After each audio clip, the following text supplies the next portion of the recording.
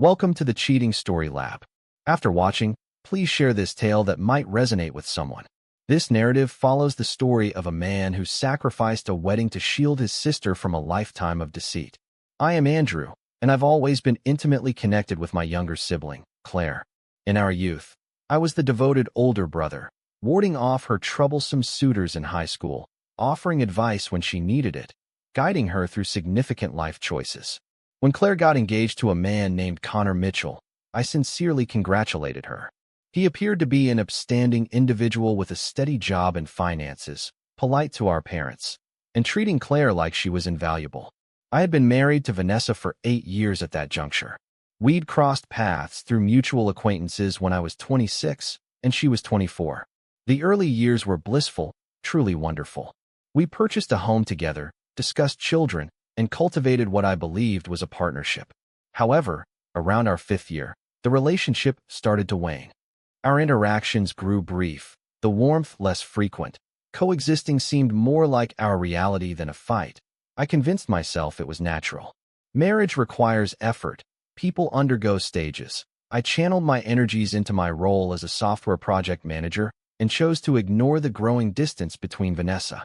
Then, approximately 10 months prior to Claire's wedding, I observed something that sent shivers down my spine. Vanessa had always been cautious with her phone, but she'd developed an obsession. She'd carry it to the bathroom, keep it under her pillow while sleeping. If I entered a room where she was texting, she'd instantly close the app. One Saturday morning, she left her phone on the kitchen counter while showering. Though I've never been one to pry, I believe trust was the bedrock of marriage. Yet, an instinctive prompt urged me to look. I picked up the phone. Her passcode was our anniversary date, a strange irony in retrospect. I read her messages. The latest conversation was with someone named Kelly, but these weren't typical friendly exchanges.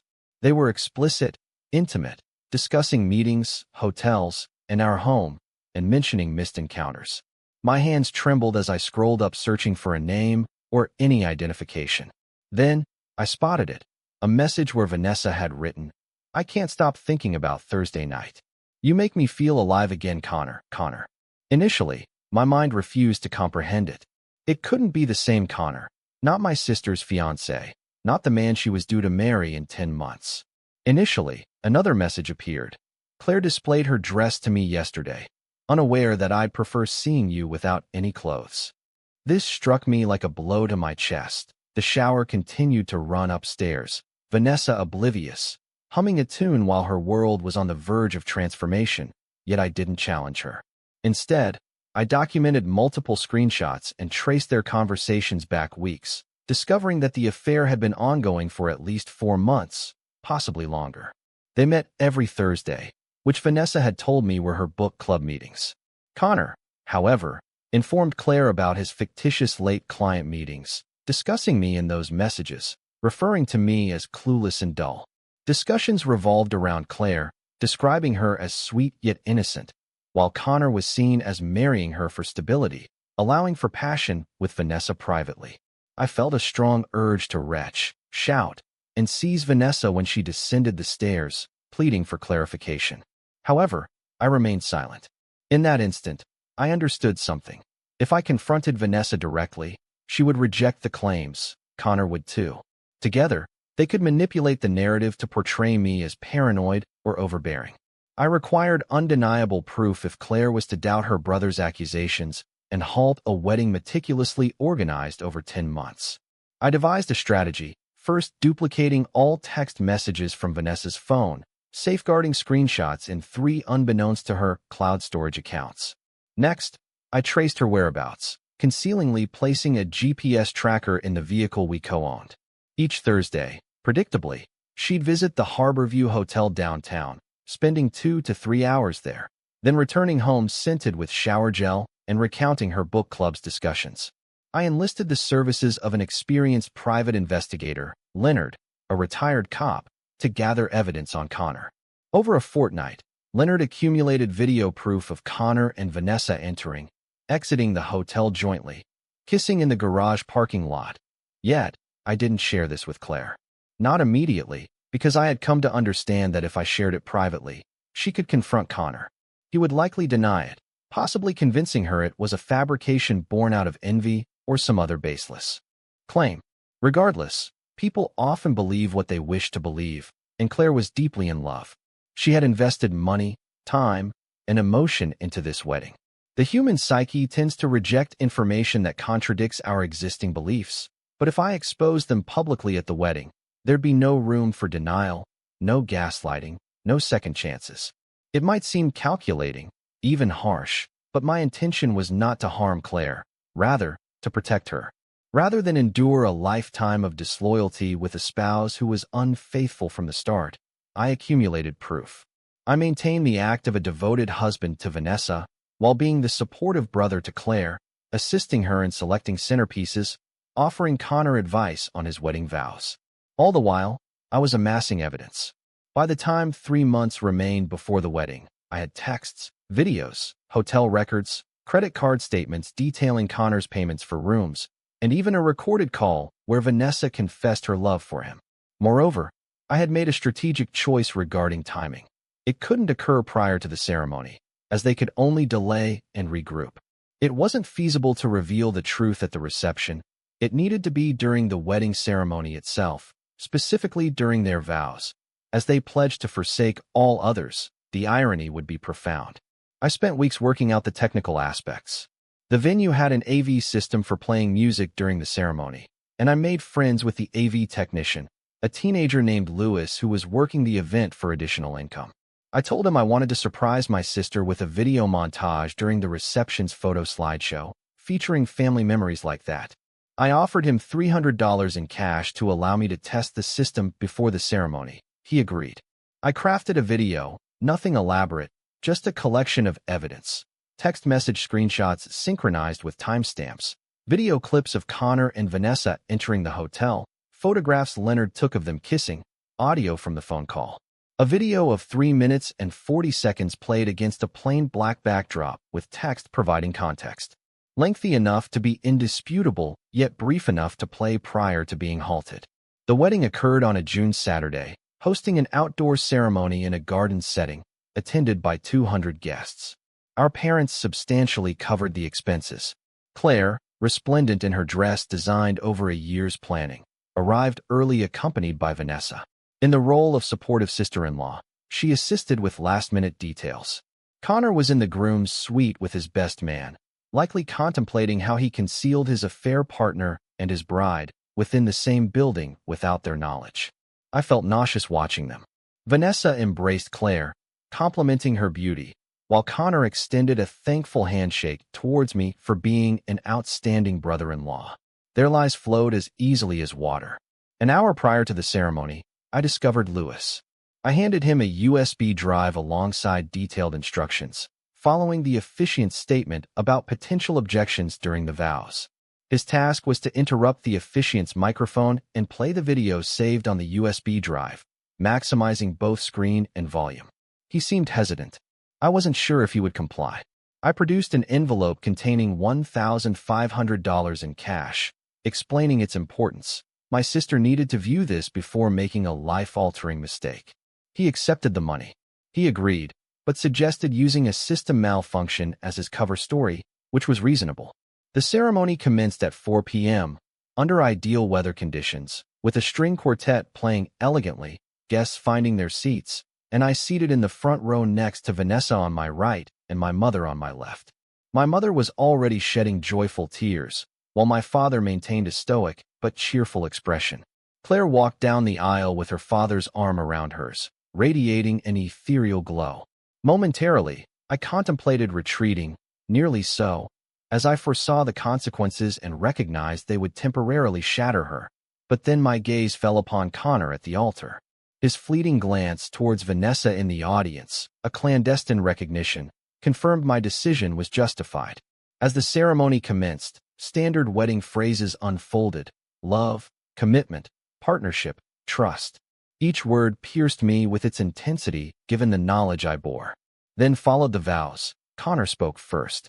He declared Claire as his heart's desire, his confidant, his twin soul. He pledged faithfulness, honesty, and devotion, explicitly stating, "I will forsake all others for you."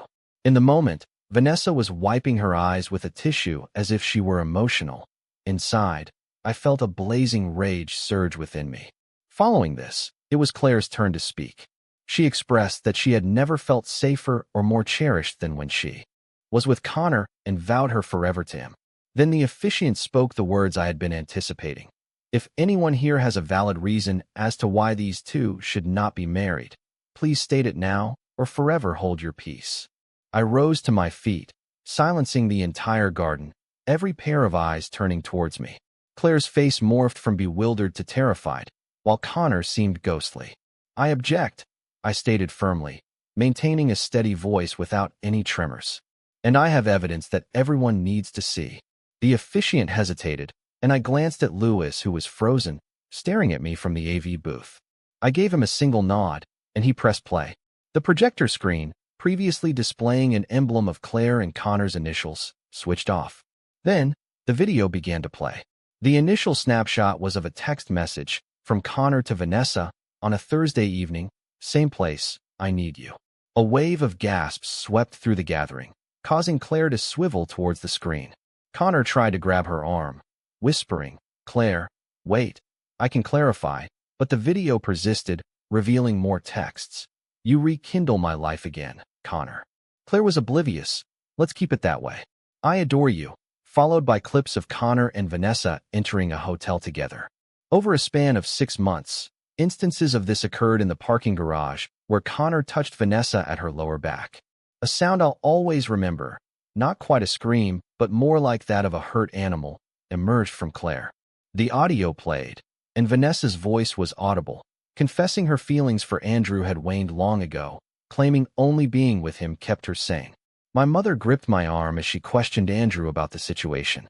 I remained silent, focused on Claire, who retreated from Connor, her head shaking as he tried to approach her, hands lifted in a calming gesture reminiscent of soothing a frightened horse. "Baby, let me explain," Connor pleaded, but Claire's voice was high-pitched. "You're with my sister-in-law, Vanessa." The video shifted to hotel records and receipts revealing Connor had been paying for a room every Thursday for 6 months using his credit card, spending over $8,000 on a clandestine affair while planning his wedding. Spectators now stood. Claire's attendants hastened to her.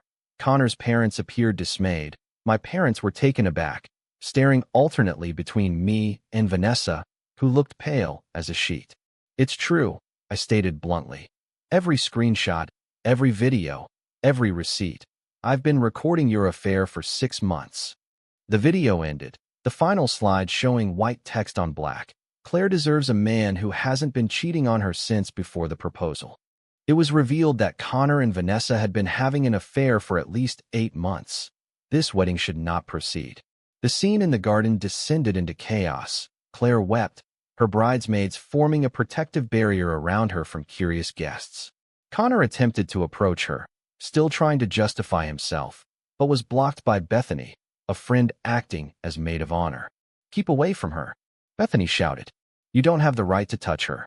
Connor's best man intervened. "Come on, cut it out." My mother confronted Vanessa. "It was you who did this. You destroyed your own marriage and Claire's life."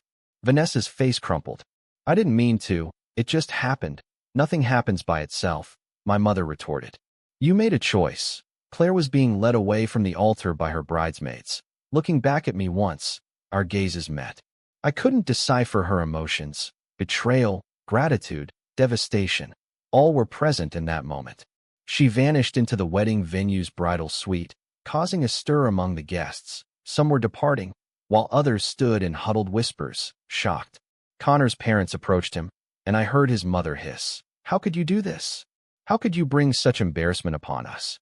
The officiant had abandoned the altar, the string quartet stopped playing. The wedding coordinator was likely on the phone attempting to arrange a refund for catering. Connor spotted me in the crowd, his expression shifting from desperation to rage. He began walking towards me, his best man trying to halt him, but Connor pushed him away. "You son of a," he bellowed at me as he approached. "You've ruined everything. You've destroyed my life. You've destroyed your own life." I replied calmly. I merely ensured everyone was aware. He lunged at me, and I saw the attack coming but wasn't able to retreat quickly enough. His fist connected with my cheekbone, causing pain to explode across my face.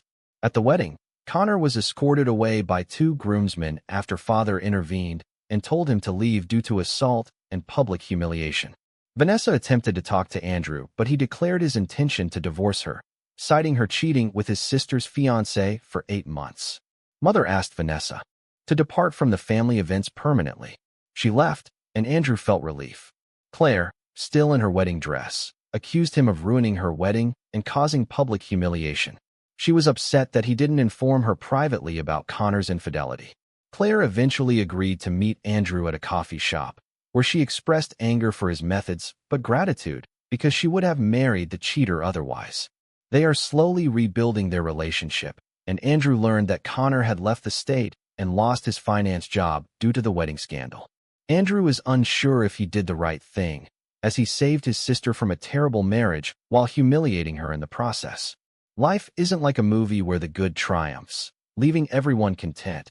Instead, it's tangled, convoluted, and people get hurt even when trying to aid them. However, given another chance, knowing what I know now, I'd still take a stand, would still press play on that video, for Claire needed truth, and sometimes, the truth must cause pain before healing can begin. That is my tale, the day I halted a wedding, fracturing my family to protect my sister from a lifetime of deceit, the day I opted for raw honesty over soothing deception. Thanks for listening. If this story touches you, share it. Someone might find solace in hearing it.